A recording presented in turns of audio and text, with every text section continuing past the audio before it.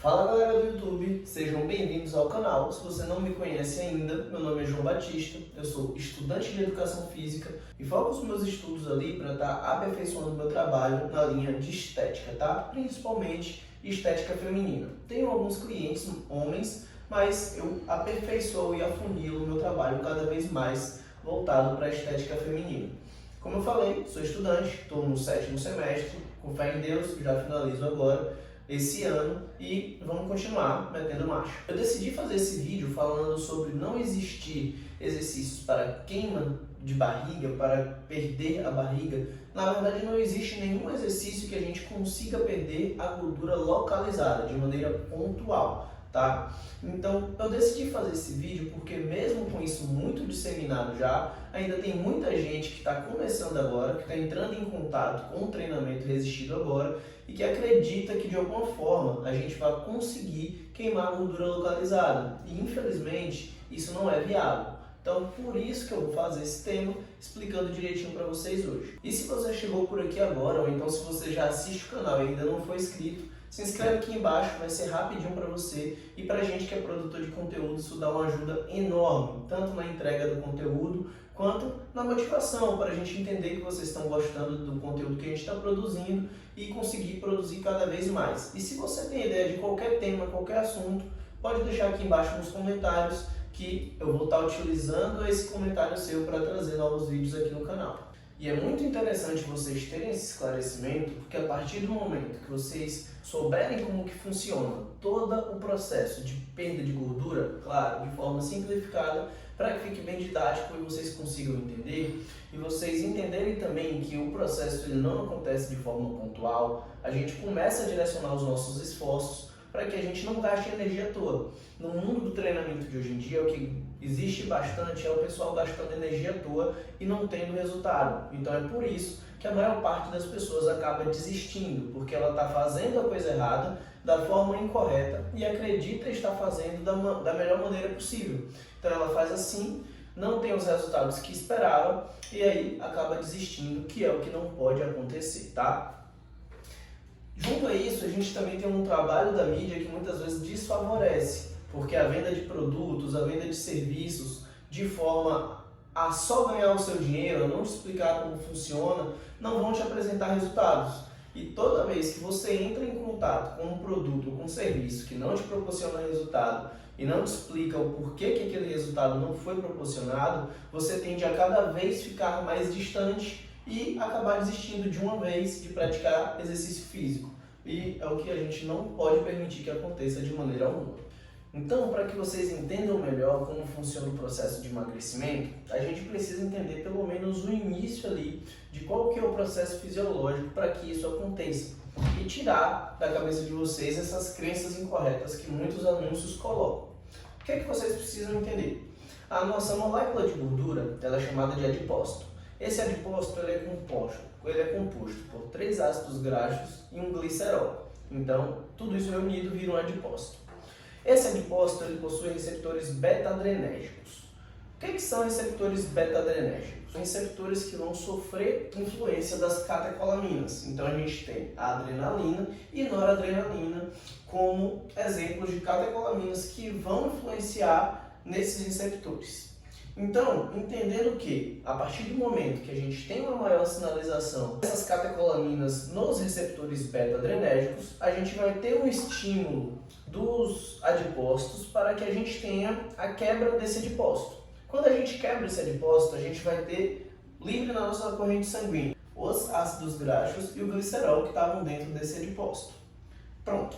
A partir daí, a gente fez a quebra da molécula. O que a gente precisa entender também é que tem a quebra da molécula e a utilização do que saiu de dentro dela. Então, se a gente tinha um adipócito, que a gente sinalizou ele com as catecolaminas, a gente teve a quebra daquele adipócito, liberou na corrente sanguínea ácidos graxos e glicerol, a gente precisa dar um fim nesses ácidos graxos e nesse glicerol que foram liberados na corrente sanguínea. E aí a gente entra em um outro processo. E vocês podem se perguntar, por que homens e mulheres possuem padrões de emagrecimento diferentes? Então, homens geralmente têm menos gordura na região das pernas e dos braços, e tem mais gordura na região visceral, enquanto mulheres têm mais gordura na região glúteo-femoral e na região dos braços, enquanto um menor nível índice de gordura ali na região abdominal, ou uma gordura visceral. Isso acontece porque a distribuição dos receptores beta e alfa-adrenérgicos é diferente de acordo com o sexo, masculino ou feminino. Também existe a questão dos hormônios. Então, o homem tem o hormônio da testosterona em níveis muito mais elevados do que as mulheres. E esse hormônio não permite que aconteça tão fácil o acúmulo de gordura subcutânea, o que acaba fazendo com que esse acúmulo de gordura seja maior na parte visceral. E a mulher, como tem maiores concentrações de estradiol e a distribuição de receptores diferentes, e, além disso, menos testosterona circulante no organismo, favorece a essa criação de gordura subcutânea, principalmente na região glúteo-femoral e na região dos braços. Mas tudo bem, já entendemos que quebramos o adipócito, as substâncias que estavam dentro desse adipócito estão na nossa corrente sanguínea, entendemos também por que mulheres e homens têm distribuição de gordura corporal diferente, e agora a gente precisa entender o que vai acontecer com esses resíduos que sobraram da quebra do adipócito. Então, o glicerol que resultou da quebra do adipócito, ele quase sempre vai para o nosso fígado, onde ele fica armazenado e posteriormente ele pode ser utilizado para uma gliconeogênese. O que é essa gliconeogênese? Nosso corpo ele usa glicose para fazer glicogênio. Então, sabe quando você treina, que você fica com aquele pump monstruoso? Para você treinar, você precisa utilizar glicogênio, que o nosso organismo guarda para utilizar na via energética glicolítica. Mas isso aí é um assunto para um outro vídeo. Digamos que você foi treinar sem comer e os seus níveis de glicose na corrente sanguínea estão baixos. Você depleta o seu glicogênio e a partir daí você inicia um processo de gliconeogênese hepática, onde o seu organismo vai te fornecer glicose por meio da quebra desse glicerol que ele armazenou dentro do fígado, certo? E aí sobram os ácidos graxos. O que é que vai acontecer com esses ácidos graxos? Eles vão estar livres na corrente sanguínea e vão ficar circulando. É aí que entra o papel das mitocôndrias. Então, as mitocôndrias, elas têm a função de gerar energia e realizar a respiração celular. E ela vai utilizar justamente os ácidos graxos para realizar essa tarefa. E aí a gente tem a metabolização desses ácidos graxos. Então a gente direciona o glicerol para o lugar certo, direciona os ácidos graxos para o lugar certo e está tudo resolvido. Então, eu espero que com essas informações sobre os receptores beta-adrenérgicos, sobre as catecolaminas, sobre para onde que vai o ácido graxo, para onde que vai o glicerol, eu tenha conseguido deixar muito nítido na cabeça de vocês de que não é o exercício que você vai fazer que vai queimar a gordura localizada. Então não é você treinar tríceps que vai te fazer queimar gordura no tríceps, não é você treinar perna que vai te fazer queimar gordura na perna, não é você treinar abdômen que vai te fazer queimar gordura no abdômen. Então isso está muito mais correlacionado com quantidade de receptores presentes no local, distribuição desses receptores, questões hormonais com mais testosterona, menos testosterona, mais estradiol, menos estradiol. Tem também a questão da vascularização local. Então, por exemplo, locais como o abdômen são locais pouco irrigados. E essa pouca irrigação faz com que os neurotransmissores, adrenalina e noradrenalina, cheguem com mais dificuldade lá. Se esses neurotransmissores têm mais dificuldade de chegar, a gente tem uma maior dificuldade na sinalização, uma maior dificuldade para queimar a gordura daquela região.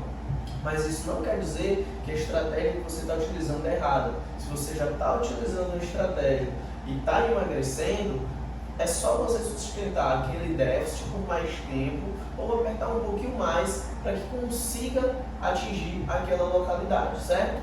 Essa questão de emagrecimento, déficit energético e exercício físico também é um tema interessante para outro vídeo. Se vocês quiserem, eu posso estar trazendo. Então, se você assistiu até aqui, eu agradeço bastante por ter me concedido esse tempo. Espero que eu tenha conseguido ser claro o suficiente para você entender que não é o tipo de exercício que você vai fazer que vai te fazer queimar ou não mais gordura naquela localidade. Existem muitas outras coisas que se envolvem nesse processo. Se você veio até aqui, aproveita e se inscreve no canal se ainda não for inscrito. Para você é muito simples, mas para a gente, produtor de conteúdo, como eu falei, ajuda bastante. E aproveita e deixa aqui nos comentários ideias de vídeo, qual tema que você gostaria de ver aqui no canal, certo? Tamo junto, vamos nessa!